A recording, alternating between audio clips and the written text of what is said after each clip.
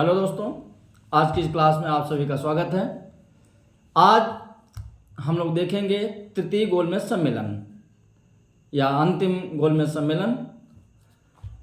इससे जुड़े हुए बहुत सारे क्वेश्चंस बनते हैं एग्जाम में और बहुत ही इम्पोर्टेंट चैप्टर है।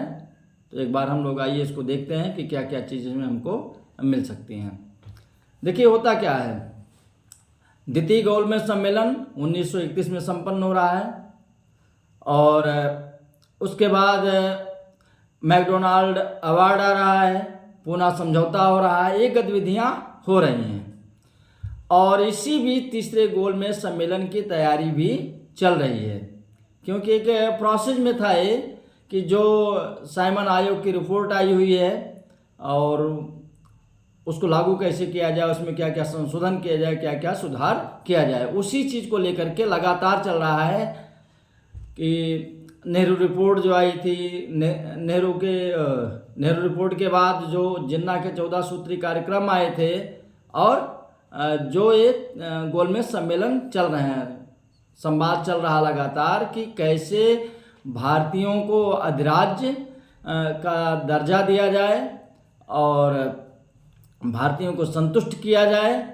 और एक संघ की स्थापना वहाँ पर की जाए, जिसमें ब्रिटिश भारत और देशी राष्ट्रों को क्या किया जाए, एकजुट किया जाए। मतलब कि संघात्मक शासन की जो संकल्पना है उसको मूर्त रूप देने की कोशिश की जा रही है, क्योंकि देशी रियासतों द्वारा भी इसकी मांग की जा रही थी। अब बात ये आती है कि जो ये सम्मेलन हो रहा है उसकी क्या स्थिति बन रही है। स्थिति ये है कि इस समय जो रैमजो मैकडोनाल्ड हैं उनकी जो राजनीतिक स्थिति है वो खराब हो जाती है। प्रधानमंत्री तो हैं लेकिन अब उनके पास उस ढंग की शक्ति नहीं जिस ढंग की शक्ति उनके पास 1929-30 के आसपास थी। तो अब देखना है कि इस समय जो सैमुअल होर इस समय भारत सचिव हैं और पूरी तरह से उनका वर्चस्व स्थापित हो रहा है इस तृतीय गोलमेज सम्मेलन में और उन्हीं के वक्तव्य के माध्यम से आगे जो श्वेत पत्र आएगा उसका भी निर्धारण हो रहा है। तो मैकडोनाल्ड की बहुत अच्छी भूमिका नहीं है, लॉर्ड वेलिंगटन की भी बहुत अच्छी भूमिका नहीं, सैमुअल होर ही सर्वे सर्वा दिखाई पड़ रहे हैं। अब देखा जाए तो जो तीसरा गोलमेज सम्मेलन था ये केवल औपचारिकता थी, इसमें मात्र 46 प्रतिनिधियों ने भाग लिया था और अब तक के जो 2 गोलमेज सम्मेलन हो चुके थे सबसे कम समय का ये था। ये 17 नवंबर 1932 को शुरू होता है और 24 दिसंबर 1932 में समाप्त हो जाता है। इसमें कांग्रेस ने भाग न लेने का निर्णय किया, बहिष्कार किया।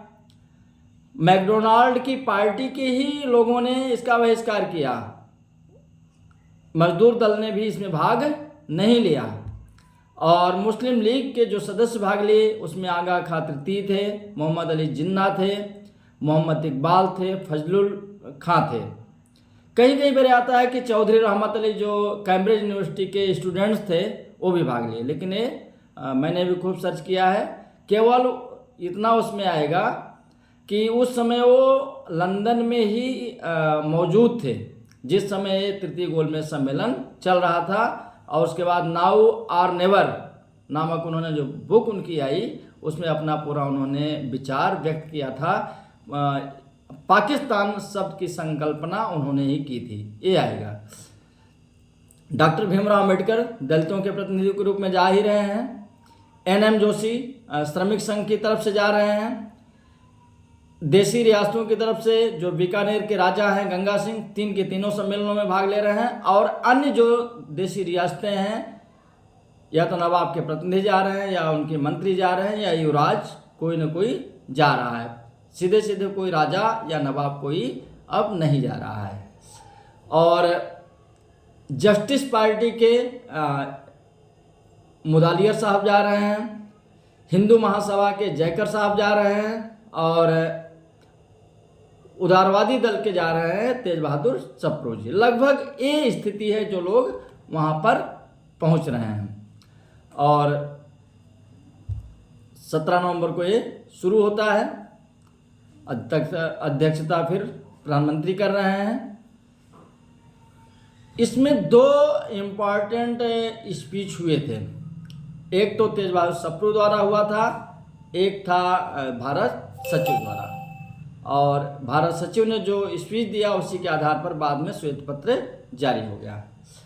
सप्रू साहब ने क्या कहा कि जो भी रूपरेखा संविधान की तैयार की जा रही है वो भारतीय जनमानस को भी मान्य होनी चाहिए। मतलब ये ढंग का कुछ आप मसविदा तैयार करिए कि जो भारत के लोग आसानी से मान लें। उनकी बात का जवाब देते हुए होर ने कहा कि आपकी बात पर विचार किया जाएगा और ये देखा जाएगा कि जनसंख्या और संख्या के अनुपात में अगर आधी रियासतें सहमत होती हैं संघ बनाने के लिए तो संघ पर विचार किया जाएगा। और